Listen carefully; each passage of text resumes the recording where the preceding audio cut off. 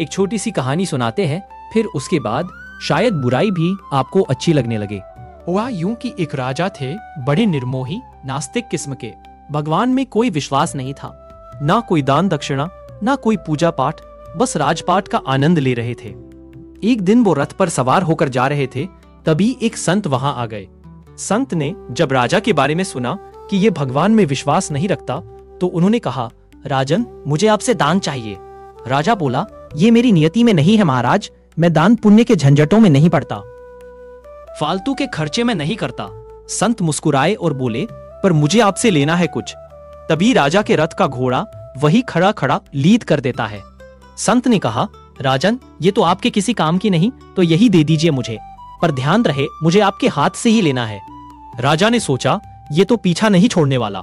कहा, लो भाई, यही ले जाओ, और उसने अपने हाथ से वो लीद उठाकर संत को दे दी। संत मुस्कुराए और बोले, जा और बढ़े। राजा ने हंसते हुए कहा, अरे ये क्या कह रहे हैं आप? पर बात वही खत्म हो गई और राजा महल लौट आया। अगले दिन सुबह सुबह राजा बालकनी में बैठा तो अचानक बदबू से सांस रुकने लगी। सामने देखा, महल के बाहर घोड़े की लीद का पहाड़ बन गया था। हटवाया गया, लेकिन वो फिर बन गया। बदबू फैलती ही जा रही थी।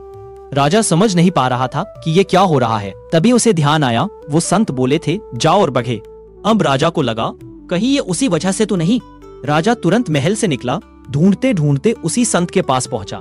बोला, महाराज, मुझसे गलती हो गई, मैं माफी चाहता हूँ। मेरे महल के बाहर लीद का पहाड़ बन गया है, दुर्गंध से जीना मुश्किल है, कृपा करिए मुझे क्षमा कर दीजिए। संत ने शांत स्वर में कहा, राजन, ये तो तेरे कर्म है। अगर तूने मुझे धन दिया होता तो धन बढ़ता, पर तूने लीद दी तो वही बढ़ गई। राजा ने सिर झुकाया, महाराज,